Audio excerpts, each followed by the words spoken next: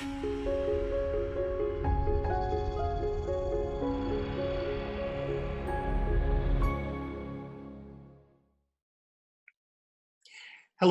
my name is Nabil El-Ghoroury, and I'm the Executive Director of the California Association of Marriage and Family Therapists. And it's my privilege today to talk to Dr. Miguel Gallardo, who is going to be speaking at the CAMP annual conference this April on cultural humility. So thank you for coming, Dr. Gallardo. Of course. No, thanks for the invitation. I'm happy to be here. So why don't we start with telling us about a little bit about yourself, where you work, and what are your primary areas of interest? Sure. Yeah. So I'm a professor of psychology at Pepperdine University in the Graduate School of Education and Psychology, primarily housed at the Orange County campus in Irvine, California. And I'm also the program director of Aliento, which is a Latino-specific MFT training program here at the university. And so, my areas of interest are really around, multicultural issues, Latinx community issues, working with folks cross-culturally, really around, I consider myself to be a multicultural community psychologist in many ways. And so most of my work is really centered in those areas. And do you teach marriage and family therapy students at Pepperdine? I do. And in fact, actually at this point, those are the only students that I teach at this point primarily in our Latino specific training program, but also in our general evening format MFT program. I still chair doctoral student dissertations and used to teach in our doctoral program. But when we launched our Latinx specific training program, that really has occupied most of my time. So I primarily teach MFT students at this point. Okay, great. Yeah. So tell me about your work with multicultural communities. Yeah. So, I think for years now, actually, I've worked probably maybe 12, 13 years now, particularly here in Orange County. I've worked in communities, in ethnic specific communities. I'm one of the founders of a multi-ethnic organization here in Orange County, where I've worked with Korean, Vietnamese, Arabic, Farsi, Spanish-speaking, Cambodian families and communities, and implementing programs here in Orange County, and doing the program evaluation for those particular programs. So I feel like I've been really immersed in community. And then I have a small practice where I, work with community members, primarily, unserved, underserved community members, in the community who need services. I provide services in English and in Spanish. My caseload is not entirely composed of Latino community members, but the majority are, with a lot of them being, Spanish-speaking individuals. I also do assessments, and I do a lot of immigration evaluations for asylum cases, U visa cases. So a lot of folks who have really found themselves in difficult situations, trying to negotiate and navigate some stability and continuity in their lives, particularly now within the climate, the socio-political climate, the way it is now. People are really struggling. They're being traumatized in many ways. So I think the services I provide are really geared in trying to support communities around those issues. So that, I think, is a great segue to, it sounds like you have a lot of experience with multicultural populations. So what will attendees get out of attending your workshop on cultural humility? What are going to be some of the takeaways? Yeah, here's the thing. So, you could go to multiple presentations and workshops on cultural humility, cultural competence, cultural response, whatever term we want to really talk about and identify it as. And you're going to see some overlap, I think, around some of the issues. But I think what's unique is that the lens through which we come at this work, I think, is what makes it unique and what makes every presentation somewhat unique. So I think, for me, I'm coming from a place of thinking about how we can be, Doherty talked about this, how we can be citizen therapists, if you will. And so what is our responsibility beyond just in the office, if you will, or in the classroom. And so really thinking about how I can help folks expand their perspectives about what their roles and responsibilities are as providers in whatever capacity that may be. I think also about Aristotle and what it means. And he said, humans are political animals. And so in the workshop, I'm going to really address, what it means for us as humans to be political animals, what it means for us to be citizen therapists, where the political intersects with the personal. And I'm not talking necessarily about, Trump supporters, not Trump supporters, Republicans, Democrats. I'm talking about being situated in context. And what does it mean for us to be situated in the context in which we exist, and how does that impact the work that we do? So really, I think around cultural humility, I did a podcast recently with Dr. Vivian Chavez from San Francisco State University. We were talking about what does it mean to be culturally, humble, if you will. And I really liked how she talked about this idea of, being witness to oneself from the inside out. And so really in my presentation and workshop, I'm going to talk about, how we can be better witnesses to who we are from the inside out, and really think about what that means in our work with communities, particularly communities who are unserved and underserved that we may be working with or would like to better serve in some way or another. I'd love to hear for a brief moment more on the citizen therapist model. So let's take it concrete. So we both live in communities in Southern California that have lots of immigrants, both with documentation and without documentation. Yeah. So as therapists, becoming a citizen therapist, what would you say to someone who is working with a lot of immigrant populations and the stress that they might be experiencing right now? Right. I think a lot of folks who work with immigrant communities, as an example, I think understand that the roles that we play are multifaceted.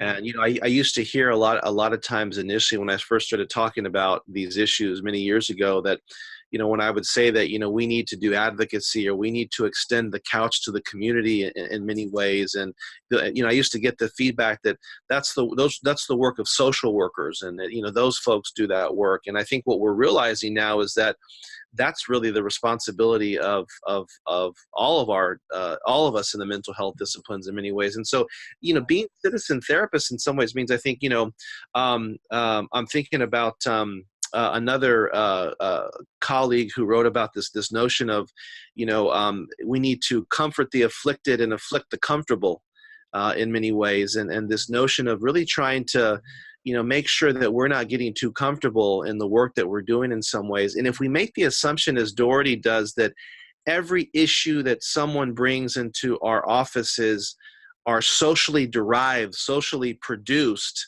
then we cannot remove ourselves, nor the individuals who are coming to see us, from the context in which we exist in many ways. And so whether it's an individual, a family, a couple, whoever it may be, issues are socially derived and socially produced. And so it behooves us to think creatively about how to address some of those issues outside of just simply, individual therapy or individual work family. It's not that work isn't effective and doesn't matter, because it certainly does.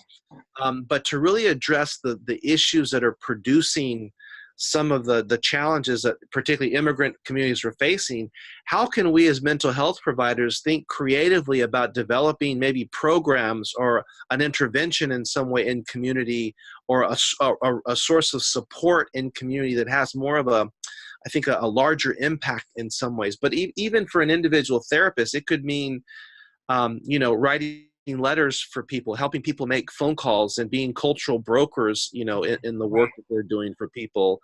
And I think that's part of, this advocacy. It's not around needing to go out and march and, on the streets or whatever it is per se, but it's around, how can we expand our roles within the context of serving folks in our offices? And sometimes that means, being cultural brokers, helping them negotiate the systems in which they exist in, et cetera. So I don't know if that's helpful, but just an example. I think it's incredibly helpful. I think the idea that therapists have an understanding of broader social systems, perhaps more so than some of our clients, but Yeah. then leveraging our knowledge to benefit not just our clients, but the community in general. I think that's an amazing and wonderful. Yeah, I remember when I was president of the California Psychological Association, the American Psychological Association sent us an amicus brief on supporting this notion that same-sex marriage is not this like horrible bad thing, and not creating these kids who are making that all these negative associations associated with this notion of same-sex marriage. And I, as president at that time, to me, it was a no-brainer. It's like we have research, we have knowledge that demonstrates same-sex parents and same-sex marriages and relationships are not necessarily, impacting negatively, kids and families in more ways or different ways than heterosexual relationships are and whatnot. And in fact, actually, there's research that would say quite the opposite. Some of those kids are more well-adjusted, actually, in some ways. And so I felt like it was a no-brainer to me. Like, we needed to sign this amicus brief and support this because we have a responsibility. If we know, we have knowledge, we should. It blew my mind how many folks were against it. And they said, psychologists should not be involved in social issues. That's not our domain. That's not.